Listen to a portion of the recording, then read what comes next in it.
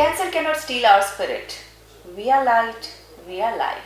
Hello and नमस्ते India. मैं शालिनी आपकी होस्ट और आपकी दोस्त, और आज हमारे कैनरिस हेल्थ टॉक में है हमारे साथ एक विशेष व्यक्ति, एक वैज्ञानिक जो बहुत हैंडसम है, बहुत अनुभव रखते हैं, doctor Piyush Agarwal, who is a surgical oncologist practicing here in Paris Hospital, Gurgaon, and he has a rich experience of 17 years and more. So doctor Piyush, बहुत बहुत स्वागत है आपका। धन्यवाद। डॉक्टर पीयूष आज आप हमारे साथ है, व्यूअर्स हमें देख रहे हैं, और कैंसर एक बहुत ही जटिल बीमारी है। तो सबसे पहले मैं चाहूँगी कि आप एक ओवरव्यू दें, एक ब्रीफ ओवरव्यू दें हमारे व्यूअर्स को कि कैंसर क्या होता है, क्यों होता है, और क्या सिम्टम्स आते हैं बॉडी में। नमस्कार। हमारी बॉडी में हमेशा कॉन्स्टेंटली सेल्स ग्रो कर रहे होते हैं, पर इनके ऊपर एक इनिबिशन होता है जो बॉडी अपने आप रेगुलेट करती है कि कोई भी सेल कितना ग्रो करेगा और कितने सेल्स ग्रो करेंगे। जब ये इनिबिशन चली जाती है तो सेल्स तेज़ी से ग्रो करना शुरू करते हैं और एक ट्यूमर का आकार ले लेते हैं, उसी को हम कैंसर कहते हैं। कैंसर बॉडी में कहीं का भी हो सकता है, कई प्रकार का हो सकता है। अब जब हम बात करते हैं कि कैसे आपको ये शक हो कि आपको संभावित ये बीमारी आपके अंदर कहीं पल रही है, हम सबको अपने शरीर का पूरा ज्ञान होता है। हमारे शरीर में कुछ चीज़ें हमारी रूटीन की आदतें हैं, जैसे कि हमारे को पता है कि हमारी जीभ कितनी बाहर आती है, हमारी आवाज़ कैसी है, हमें खाते वक्त क्या चीज़ें लगती हैं, क्या चीज़ें नहीं लगती हैं, हम मोशन कितनी बार जाते हैं, हमारे फीमेल्स के पीरियड्स कैसे हैं, उनके ब्रेस्ट का साइज़ आकार क्या है। अगर किसी भी आपकी रूटीन आदत में बदलाव हो, जैसे कि आपकी ज़ुबान पहले बाहर आती थी, अब आनी बंद हो गई, आप सही बोलते थे, तोतला बोलना शुरू हो गया, मुंह में से अचानक बहुत बदबू आने लग गई, डिस्पाइट कि आप रोज़ मंजन करते हैं फिर भी आपके मुंह से बदबू आ रही है, आपकी आवाज़ में कोई बहुत बदलाव आ गया जो कि सडन बदलाव है, कोई कारण नहीं है जिसका, कहीं शरीर में गांठ है, कोई ऐसा घाव है जो भर नहीं रहा। अब मुंह में कई बार आपके हम छोटे छोटे घाव होते हैं, बड़ा कॉमनली हम जिनको हमारा पेट कभी खराब होता है उसकी वजह से घाव हो जाते हैं, तो वो अच्छा अल्सर्स को लोग ट्रीट कराते रहते हैं महीनों। अगर कोई भी ऐसा घाव है जिसकी आप दवाई ले रहे हो, आप डॉक्टर के पास गए, उसने दवाई लिखी और उस दवाई से 15 दिन में उस घाव पे असर पड़ना शुरू नहीं हुआ, तो आपको अपने ऑन्कोलॉजिस्ट को जाके दिखाना चाहिए, क्योंकि हो सकता है वो कैंसर हो। ऐसी स्त्रियों के स्तन की हम बात करें तो आकार प्रकार में कोई अचानक बदलाव हो, निप्पल अपने आप अंदर चला जाए, जो चमड़ी है उसमें सूजन आ जाए, दाने पड़ जाएं, घाव हो जाए, कहीं कोई गांठ मिले स्तन में या स्तन के बगल में, जो हम एक्जिला कहते हैं, निप्पल में से कोई डिस्चार्ज आना शुरू हो जाए जो कि खून में, जिसमें से खून आ रहा हो या खून के साथ मिक्स्ड हो, या अचानक आना शुरू हो जाए जो आपके पहले नहीं आ रहा था, तो इस तरीके का कोई भी बदलाव है तो हो सकता है आपके स्तन में कहीं कोई गांठ जो है कैंसर के रूप में आ रही हो। इसलिए आपके लिए ज़रूरी है कि आप जाकर के ऐसी कोई स्थिति आती है तो डॉक्टर को दिखाएं। अगर हम बात करें फेफड़ों की, तो आपको अचानक खांसी आना जो कि खांसी दिखाने के बाद भी ठीक नहीं हो रही है, बलगम में खून आना, ऐसी कोई भी चीज़ हो रही है तो आप अपने डॉक्टर को जाके एक बार ज़रूर दिखाएं, क्योंकि शक है कि हो सकता है कि कोई बीमारी आपके पल रही है। पेट में जैसे आपके पेट फूलना शुरू हो जाए, स्त्रियों के लिए खासकर पेट फूलना शुरू हो जाए, आपकी माहवारी जो है जो पहले नियम से आ रही थी वो नियम से बदलनी शुरू हो जाए, 45-50 के आसपास की जो महिलाएं जिनके मीनोपॉज हो गया है उसके बाद दोबारा से ब्लीडिंग शुरू हो जाए, ये सब चीज़ें होती हैं तो आपको अपना गर्भाशय और ये चीज़ें जाकर के किसी ना किसी डॉक्टर से चेक करानी चाहिए। ऐसे ही आपके मल में अगर खून आना शुरू हो जाए, आपकी मल की पहले आप 1 बार जाते थे अब आप 4 बार जा रहे हो, या पहले आप 3 बार जाते थे अब 1 बार जाना शुरू हो रहा है, बार बार आपको कब्जी होनी शुरू हो जाए, बार बार आपको दस्त होने शुरू हो जाए, ऐसी कोई भी स्थिति होती है, और साथ में चमड़ी में कहीं भी आपके चमड़ी के रंग में बदलाव होना शुरू हो जाए, तो आप ये मान के चलिए कि कुछ तो गड़बड़ है, और इसे स्वयं अपने घर पे ठीक ना करने की कोशिश करें, जाके दिखाएं, बीमारी का निदान कराएं। हमारा अगला सवाल, आजकल देखा गया है कैंसर ट्रीटमेंट्स में बहुत सारे एडवांसमेंट्स हुए हैं later, so could you please shed some light कि क्या हमारी डेवलपमेंट्स हुई है, क्या रिसर्च किया है, ताकि हमारे कुछ पेशेंट्स ने इम्प्रूव तो किया ही होगा, तो आप बताएंगे व्यूअर्स को। अगर हम सिर से पैर तक के कैंसर्स में देखें, तो अगर हम ओरल कैंसर्स की बात करें यानी मुंह और जीभ के कैंसर्स में, तो पहले एक समय हुआ करता था कि डिफॉर्मिटी बहुत आती थी, जबड़ा हट गया, ज़बान आधी चली गई, मरीज बोल नहीं पा रहा, ढंग से खा नहीं पा रहा, चबाने में दिक्कत है। तो अब क्या है, फ्री फ्लैप्स का ज़माना आ गया कि हड्डी के बदले आप पैर से हड्डी लेके लगा देते हो, जबान आधी कटी तो हाथ से आप चमड़ी लेकर के माइक्रोवेस्कुलर सर्जरी होती है, उससे नई ज़बान बन जाती है। तो ये नए एडवांसमेंट आए हैं। अब जैसे आपका गले का कैंसर है, उसमें रेडिएशन इतनी इफेक्टिव हो गई है कि स्टेज 1, 2, 3 के पेशेंट्स इंटायरली रेडिएशन से ठीक हो जाते हैं बिना कोई सर्जिकल इंटरवेंशन के, और मरीज अपनी आवाज़ बचा पाता है।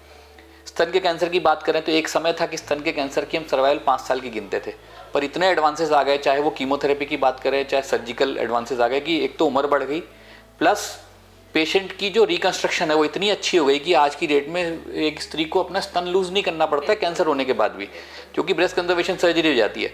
साथ में पहले एक समय पे एक्जिला में गांठें पूरी निकाल दी जाती थी, हाथों में सूजन आ जाती थी। अब ये हो गया कि आप डाई डालिए, जो गांठ ले रही निकाल डाई उठा रही है उसे आप जांच के लिए भेजिए, अगर पॉजिटिव है तो करिए, पॉजिटिव नहीं है तो छोड़ दीजिए। तो वो कॉम्प्लिकेशंस चले गए पेशेंट्स के पूरे। पेट छाती में इतना एडवांसमेंट हो गया कि दूरबीन से अब ऑपरेशन हो जा रहा है। पहले खाने की नली का ऑपरेशन करते थे, छाती खुलती थी पूरी, अब 3 छेद होते हैं, उन 3 छेदों से दूरबीन जाती है, उस दूरबीन से पूरा ऑपरेशन हो जाता है। मरीज को ना पोस्ट ऑप पीरियड में तकलीफ सांस की ना कुछ, सब चीज़ें इतनी बढ़िया हो गई हैं मिनिमल एक्सेस सर्जरी आने के बाद। और उसके आगे आगे ये रोबोटिक। अब क्या होता है कि रोबोटिक सर्जरी के बारे में लोगों को लगता है कि रोबोट सर्जरी करता होगा, तो सर्जरी रोबोट नहीं करता, सर्जन कंसोल में बैठता है, जो आर्म्स हैं वो रोबोट के अंदर जाते हैं मरीज के छोटे छोटे छेदों से, और सर्जन वहाँ बैठ कर कंसोल से उस आर्म्स को डायरेक्ट करता है। अब फ़ायदा क्या है, क्योंकि थोड़ी सी कॉस्टली पड़ती है सर्जरी, तो मरीज सोचता है कि क्या फ़ायदा। फ़ायदा ये है कि विजन इतना अच्छा है कि आप एक तो कोई मेजर ऑर्गन की इंजरी नहीं करोगे, प्रिसाइज होता है, तो बहुत प्रिसाइज होता है, प्लस साथ में जो उसकी एक्यूरेसी है वो कहीं ज़्यादा है, क्योंकि आपके हाथ में ट्रेमर्स आ सकते हैं सर्जन के, लेकिन रोबोट के हाथ में ट्रेमर्स नहीं आएंगे, वो सारे ट्रेमर्स वगैरह को दूर कर देता है। इसके बाद अब जैसे कैंसर हैं, पेट के कैंसर्स थे, अगर वो पेट के अंदर फैले हुए होते तो पहले हम ये मानते थे कि ठीक नहीं हो सकते। आज की डेट में अब उनके लिए ट्रीटमेंट आ गया है, पाइपेक आ गया है, हाईपेक आ गया है, कि पेट के अंदर आप अगर बहुत ज़्यादा फैला हुआ कैंसर है, आप एक नीडल से एक आप लेप्रोस्कोपिकली एक छेद बनाते हो, उसमें नीडल के थ्रू आप उसके अंदर गैसियस फॉर्म में कीमोथेरेपी डालते हो, तो बीमारी छोटी हो जाती है। कई बार ऐसे पेशेंट ऑपरेट होते हैं और उसके बाद लंबी ज़िंदगी जीते हैं। दूसरी चीज़ आ गई हाईपेक। इसमें क्या करते हैं कि पूरी पेट के अंदर जितनी बीमारी है उसको निकालते हैं, फिर अंदर गर्म करके कीमोथेरेपी 90 मिनट के लिए घुमाते हैं। इन चीज़ों से जो बीमारी पहले 6 महीने का टाइम नहीं देती थी मरीज को, आज वो मरीज कई मरीज 10 साल तक सर्वाइव कर रहे हैं। फिर कीमोथेरेपी में आगे इम्यूनोथेरेपी, जिनकी वजह से पेशेंट का कुछ बीमारियों का ट्रीटमेंट, जैसे लंग कैंसर है, इनका ट्रीटमेंट वगैरह इतना अच्छा हो गया है कि जो लंग कैंसर ये माना जाता था कि मुश्किल ही बचेगा पेशेंट, आज की डेट में 5-5, 7-7 साल मरीज आराम से सर्वाइव कर रहा है। तो ये बहुत टेक्नोलॉजिकल एडवांसमेंट है, प्लस साथ साथ में दवाइयों के एडवांसमेंट है, जिसकी वजह से कैंसर का ट्रीटमेंट अब पहले से बहुत बेहतर हो गया। So Dr. Piyush, let's talk about early detection and recovery. कहते हैं कि early detection is early recovery, right? और आजकल हमें ये नहीं पता कि स्क्रीनिंग से क्या इम्पैक्ट होता है, और हमारे पास कितनी स्क्रीनिंग्स अवेलेबल है। हम सिम्टम्स तो हमने जान लिए, बट हमें ये भी पता होना बहुत ज़रूरी है कि अगर कुछ टेस्ट अवेलेबल है मार्केट में और हमें सिम्टम्स फील होते हैं तो हमें क्या करना चाहिए। ये एक बड़ा इम्पॉर्टेंट वो है सवाल है जो कि मरीजों को पता होना चाहिए, जो कि आई थिंक भारत में बहुत ज़्यादा ज़रूरत है लोगों को अवेयर होने की। स्क्रीनिंग टेस्ट वो टेस्ट है कि बीमारी का कोई सिम्टम आपको नहीं आ रहा है, बीमारी पैल्पेबल नहीं है, दिख नहीं रही है, और हम ऐसा टेस्ट करें जिससे कि बीमारी बहुत अर्ली स्टेज में पकड़ में आए। फ़ायदा क्या है, क्यों हम अर्ली स्टेज में पकड़ना चाहते हैं? हमारे और वेस्टर्न कल्चर में डिफरेंस यही है। हमारे यहाँ मरीज स्टेज 3 स्टेज 4 में आता है, वेस्टर्न कल्चर में जो मरीज आता है यूरोपियन कंट्रीज़ में और अमेरिका में, वो स्टेज 1 स्टेज 2 में ज़्यादा आता है। अब स्टेज 1 स्टेज 2 में आने का फ़ायदा क्या होता है? अगर स्टेज 1 स्टेज 2 में पकड़ में आता है तो नियरिंग 100% सर्वाइवल है पेशेंट की, जबकि स्टेज 3 स्टेज 4 में जाते हैं तो सर्वाइवल ड्रास्टिकली रिड्यूस हो जाती है। स्क्रीनिंग हमारे लिए जो सबसे कॉमन स्क्रीनिंग आज की डेट में अवेलेबल है, जो हम यूज़ भी कर रहे हैं रेगुलरली, वो है ब्रेस्ट कैंसर के लिए। 40 के ऊपर की महिलाएं साल में एक बार अगर अपनी मेमोग्राफी कराती हैं तो उससे बहुत अच्छा ये रहता है कि बहुत ही कोई छोटा सेंटीमीटर या मिलीमीटर साइज के दाने पकड़ में आ जाते हैं। और उस स्टेज में मान के चलिए कि ना तो आपको स्तन लूज करना पड़ेगा, ज़्यादातर केसेस में मरीज का सर्वाइवल नियरिंग 100% रहता है। इतना आपको जो है फ़ायदा मिलता है। दूसरी हम स्क्रीनिंग करते हैं लंग कैंसर के लिए। जो लॉन्ग टर्म स्मोकर्स हैं, जिन्होंने बहुत सिगरेट पी हैं, उनके लिए अब लोडो सिटी स्कैन आ गया।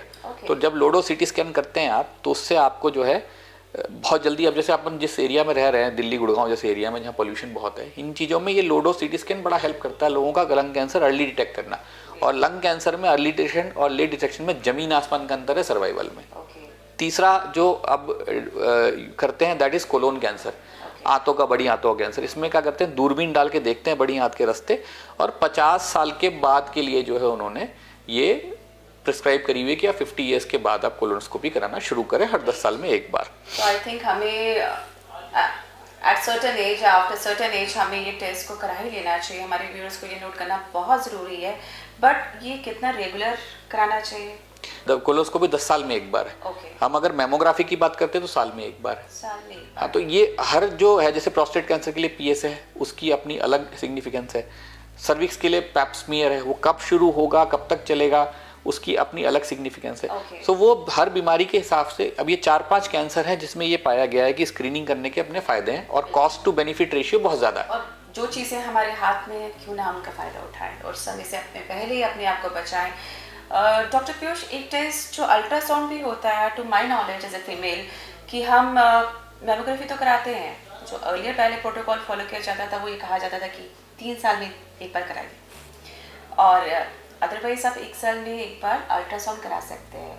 अल्ट्रासाउंड कराना कितना वैलिड है, कितना वैल्यूबल है? सो देखिए, इसके बहुत फिक्स क्राइटेरिया हैं जी। कि आप मेमोग्राफी जब कराते हो, अगर बहुत डेंस ब्रेस्ट में मेमोग्राफी कराते हो जी। तो उस कंडीशन में मेमोग्राफी बहुत इफेक्टिव नहीं है। Okay. सो कहते हैं कि जब आपका अगर ब्रेस्ट बहुत डेंस है या आपकी एज बिलो 40 है, देन प्रिफर्ड जो इन्वेस्टिगेशन ऑफ चॉइस है वो अल्ट्रासाउंड है। Okay. प्लस साथ में कई बार मेमोग्राफी करते हैं, उन्हें सस्पिशियस कुछ दिखता है रेडियोलॉजिस्ट को, तो साथ में अल्ट्रासाउंड से कोरिलेट करते हैं। तो अल्ट्रासाउंड की सिग्निफिकेंस ये है कि बिलो 40 या जिसके बहुत डेंस ब्रेस्ट है उसमें अल्ट्रासाउंड ही प्रिफर्ड मोडालिटी ऑफ इन्वेस्टिगेशन है। Okay, great. Doctor Piyush, next question comes कि कैंसर के इलाज में एक मल्टीडिसिप्लिनरी अप्रोच की जरूरत होती है। आप कैंसर को होलिस्टिकली कैसे देखते हैं? Not taking into account medical only, but nutrition, exercise, diet and so on.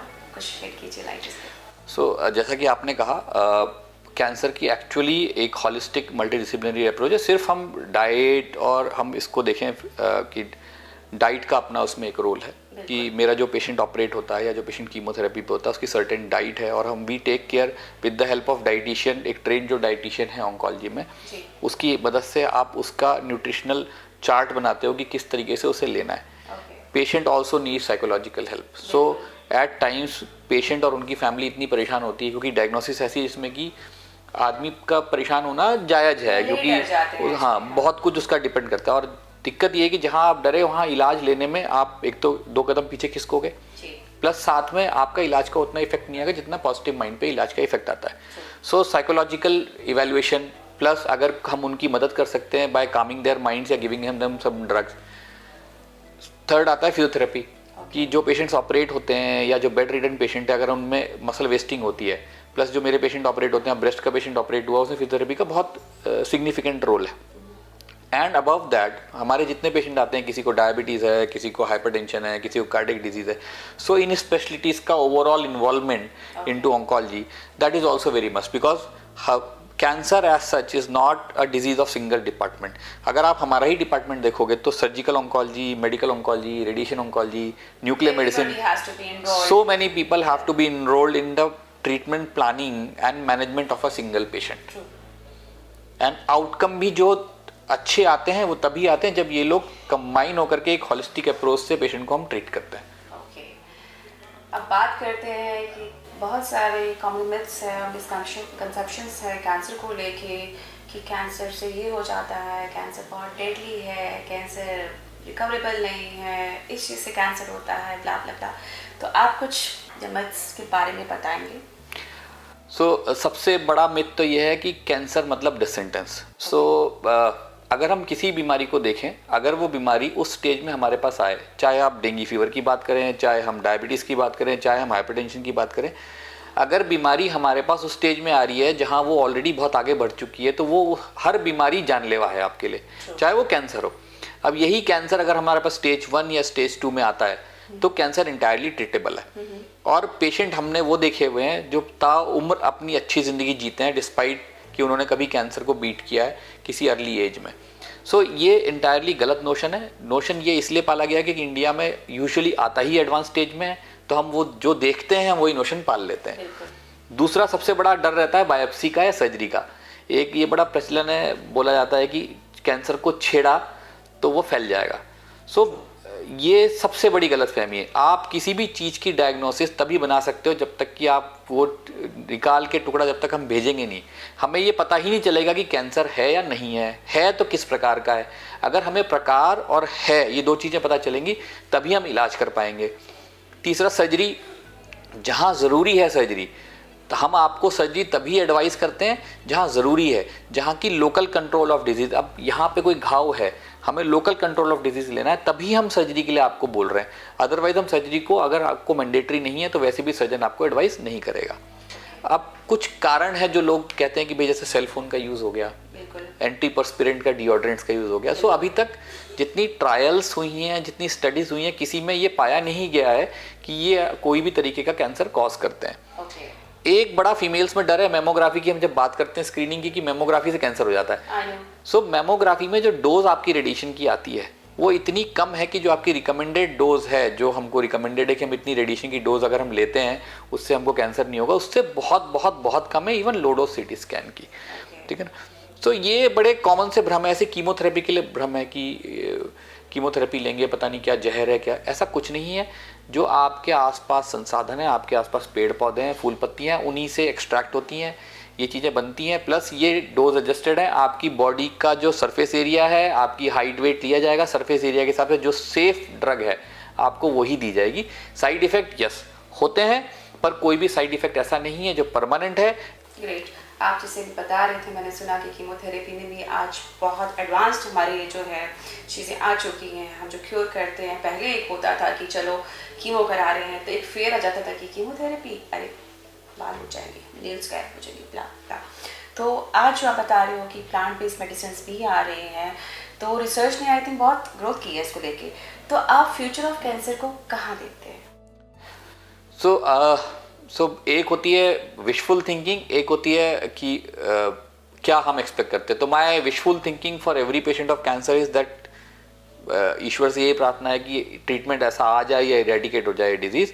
But हाँ, जिस तरीके का फ्यूचर दिख रहा है अभी करंट, उसमें जिन स्ट्राइड्स पे हम चल रहे हैं, पूरी संभावना है कि आने वाले टाइम में जिस तरीके की ट्रायल्स एंड स्टडीज़ चल रही हैं, आने वाले समय में हमारे पास दवाइयाँ भी होंगी, हमारे पास पूरा पूर्णतया कैंसर का इलाज करने की संभावना बनेगी। मेरी तो यही वो है प्रभु से इच्छा, कि प्रार्थना भी उनसे यही है कि जो है ऐसा कुछ आ जाए ताकि जो है ये भय जो व्याप्त है समाज के अंदर कैंसर का, इसको हम दूर कर सकें। Wonderful to know. Doctor Piyush, since we are live and viewers are watching us, आप कोई अपनी एक्सपर्टीज का कोई मैसेज देना चाहते हैं, कोई गाइडलाइंस या कोई टिप्स देना चाहते हैं हमारे व्यूअर्स को? एक ही मेरा टिप है जो मैं हर मरीज को समझाता हूँ, उनके घर वालों को समझाता हूँ कि कोई भी ऐसी चीज़ जो आपको लग रही है सही नहीं है, कोई भी ऐसी आदत जो आपकी बदल गई है, शरीर में कोई भी बदलाव है, उसे इग्नोर नहीं करें, उसे खुद ट्रीट करने की कोशिश ना करें, एक्सपर्ट्स के पास जाएं। जैसे हमारे घर में अगर कोई प्लम्बिंग का इशू है तो हम प्लम्बर को बुलाते हैं, हम खुद नहीं लग जाते उस पर। ऐसे ही आपकी बॉडी एक टेम्पल है, एक बहुत इंपॉर्टेंट पार्ट है, आप हो तो सब कुछ है। सो अगर उसमें कोई भी आपको बदलाव लगता है, आपको लगता है कहीं कोई समस्या है, आप अपने डॉक्टर को जाके दिखाएं, उस चीज़ का निदान पाएं। उस चीज़ का निदान नहीं निकल रहा है तो फिर आप उसके लिए आगे बढ़ें, पर खुद ट्रीटमेंट करने की या उसे इग्नोर करने की कोशिश ना करें। क्योंकि आज के युग में जब कैंसर जिस तरीके से बढ़ रहा है कि WHO ने चिंता जाहिर करी है इसके ऊपर, उसमें आप जब तक कि प्रूव ना हो जाए कि आपका जो बदलाव है वो कैंसर नहीं है, तब तक आप उस चीज़ के पीछे पड़े रहें, उसे आप छोड़ें नहीं और दिखाते रहें डॉक्टर को। सो व्यूअर्स, डॉक्टर पीयूष के माध्यम से हमने जाना कि कैंसर जितनी गंभीर बीमारी हम सोच रहे हैं उतनी गंभीर नहीं है। डॉक्टर पीयूष ने बताया कि लेटेस्ट रिसर्च में बहुत सारी टेक्नोलॉजी, बहुत सारी हमारी डेवलपमेंट्स हुई हैं जिससे इलाज संभव है। पर बशर्ते उन्होंने ये भी बताया है कि टाइमली अगर आप सिम्टम्स को रिकॉग्नाइज करते हैं, टाइमली डॉक्टर से मिलते हैं, रूटीन चेकअप्स कराते हैं, तो कहीं ना कहीं आप ज़िंदगी जी सकते हैं और औरों को भी ज़िंदगी दे सकते हैं। So viewers, stay informed, stay proactive and take care of your good health. Thank you Dr. Piyush for sharing good information and knowledge with us. Thank you viewers.